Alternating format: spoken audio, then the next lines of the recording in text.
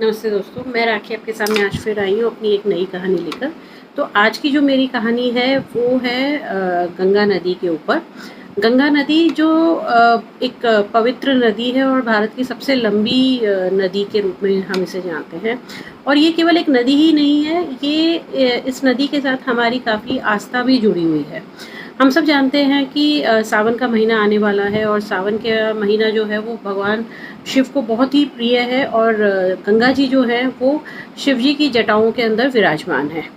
और दूसरा कारण इस कहानी को सुनाने का ये भी है कि हमारी 75th आज़ादी की जो वर्षगांठ है उसको मनाने के लिए हमारी सरकार एक आज़ादी का अमृत महोत्सव कार्यक्रम चला रही है, जिसके अंदर जल यात्रा भी एक पार्ट है। तो नदियों के बारे में ज्योग्राफिकली तो आप लोगों ने पढ़ा भी होगा और सुना भी होगा।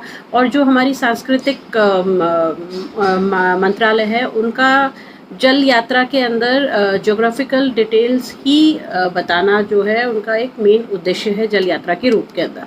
बट मैं क्योंकि आप लोगों को हमेशा स्पिरिचुअलिटी के ऊपर की तरफ ले जाती हूँ या अध्यात्म की ओर ले जाती हूँ, तो और गंगा नदी के साथ क्योंकि हमारी बहुत सारी आस्था जुड़ी हुई है, तो मेरी आज की कहानी भी जो है वो एक स्पिरिचुअल स्टोरी ही है।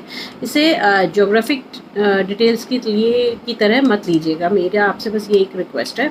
तो अगर मेरी ये कहानी आप लोगों को पसंद आती है तो प्लीज़ इस चैनल को सब्सक्राइब कीजिएगा और लाइक का बटन दबाइएगा और एक बेल आइकन भी प्लीज़ क्लिक करिएगा, क्योंकि आप लोग जितना मुझे लाइक्स देंगे या मेरे चैनल को सब्सक्राइब करेंगे तो मुझे मोटिवेशन मिलेगा और मैं आप लोगों के लिए और भी अच्छी अच्छी कहानियाँ आगे अपने आने वाले एपिसोड्स में लेकर आऊँगी। तो दोस्तों, सबसे पहले मैं आपको ये बताना चाहूँगी कि गंगा नदी को हम भागीरथी क्यों कहते हैं या हम गंगा दशहरा क्यों मनाते हैं और गंगा जी जो हैं वो क्यों भगवान शिव की जटाओं के अंदर विराजमान है।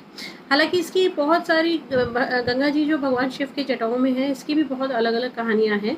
मैं आपको आज दो कहानी सुनाऊंगी इसके अंदर।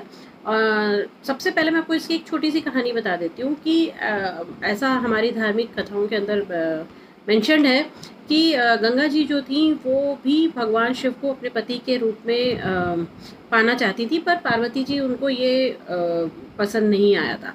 लेकिन फिर भी गंगा जी ने जो है भगवान शिव की बहुत तपस्या करी और जब शिव जी उनको उनके सामने प्रकट हुए तो उन्होंने उनसे उनके साथ रहने की अपनी इच्छा प्रकट करी। इस पे भगवान शिव ने उन्हें अपने साथ रखने के लिए उन्हें वचन दे दिए, लेकिन पार्वती जी ने उन्हें साथ रहने के लिए मतलब परेशान वगैरह करना शुरू करा। तो उनके प्रकोप से बचने के लिए भगवान शिव ने गंगा जी को अपनी जटाओं में धारण कर लिया था। ये एक हमारी धार्मिक कथाओं के अंदर कहीं पे एक छोटी सी इसका एक मेंशन है।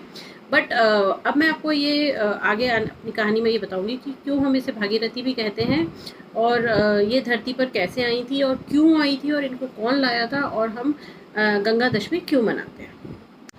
तो ये कहानी कुछ इस प्रकार है कि पुरातन काल में राजा सगर हुआ करते थे। राजा सगर की दो रानियां थी। एक रानी से उन्हें एक पुत्र था और दूसरी रानी से उन्हें 60,000 पुत्र थे। एक बार की बात है कि राजा सगर के अश्वमेध यज्ञ के घोड़े को भगवान इंद्र ने पकड़ लिया था और भगवान इंद्र ने उस घोड़े को पकड़कर कपिल मुनि के आश्रम में बांध दिया।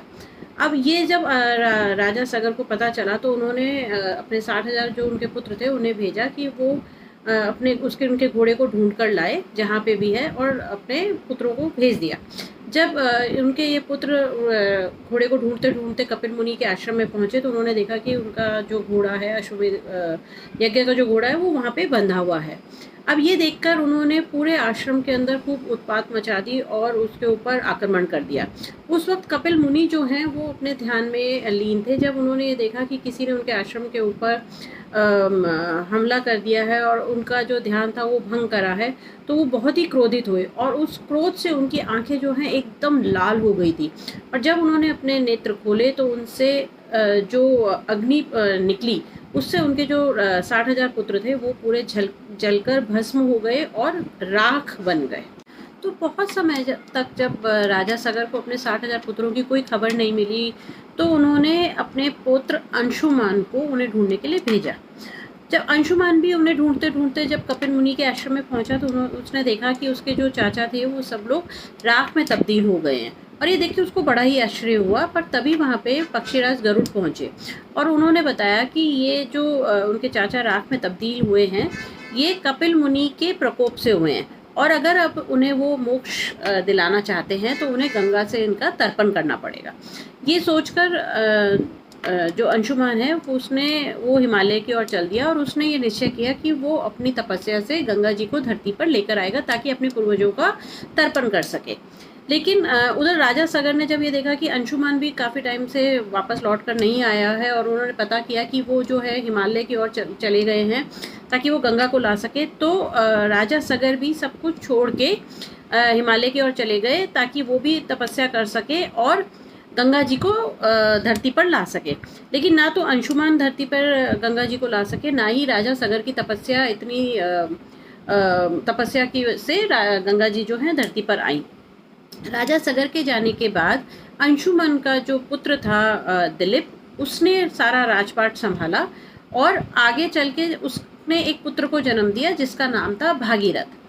और कुछ समय बाद जो ये थे दिलीप थे, जो अंशुमान के पुत्र दिलीप थे, वो भी हिमालय की ओर चल दिए। जब अंशुमान और उनके पिता राजा सगर गंगा जी को धरती पर लाने के ना ला सके, तब दिलीप ने भी सब कुछ छोड़ के और वो हिमालय की ओर चला गया ताकि वो तपस्या कर सके। लेकिन दिलीप जो थे वो भी गंगा जी को धरती पर लाने में नाकामयाब हुए। कुछ समय तक भागीरथ ने अपना पूरा राजपाट संभाला, पूरा राज्य संभाला और सब कुछ अच्छे से चल रहा था। लेकिन बाद में उसने भी ये निश्चय किया कि वो तपस्या करेगा और तपस्या कर, तो इसके बाद भागीरथ ने ठान लिया था कि वो अपनी तपस्या से गंगा जी को धरती पर लाकर ही रहेगा। तो उन्होंने काफ़ी कठोर तपस्या करी और उनकी तपस्या से गंगा जी जो है प्रसन्न हो गई और वो धरती पर अवतरित होने के लिए उन्होंने हामी भर दी। लेकिन उनका तेज वेग इतना ज़्यादा तेज था कि अगर वो धरती पर सीधे आ जाती तो धरती का तहस नहस हो सकता था। तो उन्होंने कहा कि उन्हें केवल भगवान शिव ही हैं जो संभाल सकते हैं। तो इसके बाद भागीरथ जी ने महादेव की आराधना करी और तपस्या करी और 1 साल तक, पूरे 1 साल तक अपने पाँव के अंगूठे पर खड़े होकर, एक पाँव के अंगूठे पर खड़े होकर उन्होंने शिव जी की तपस्या करी, जिससे भगवान महादेव बहुत ही प्रसन्न हुए और उन्होंने उन्हें दर्शन दिए। तब उन्होंने उनसे वरदान लेने के लिए कहा। तो भागीरथ ने उनसे गंगा जी को धरती पर लाने के लिए मदद मांगी। उन्होंने कहा कि उन्होंने शिव जी को अपनी पूरी कथा सुनाई, पूरी कहानी सुनाई कि कैसे उनके पूर्वज राख के रूप में तब्दील हो गए और उनको अगर उन्हें मोक्ष दिलाना है तो उन्हें गंगा जी से ही तर्पण करना होगा। तो महादेव जी ने ये सब सुन के वो गंगा जी को धरती पर लाने के लिए, उनकी मदद करने के लिए तैयार हो गए। इसके बाद में ब्रह्मा जी ने अपने कमंडल से गंगा जी की पहली धार निकाली और शिव जी ने गंगा को अपने जटाओं में पूरा बांध लिया। उसके बाद कुछ दिनों बाद शिव जी ने अपनी एक जटा खोली और गंगा जी को धरती पर प्रवाह किया। जिस दिन ये गंगा जी धरती पर अवतरित हुई थी, उस दिन ज्येष्ठ शुक्ल की दशमी थी, जिसे हम गंगा दशहरा के रूप में भी मनाते हैं।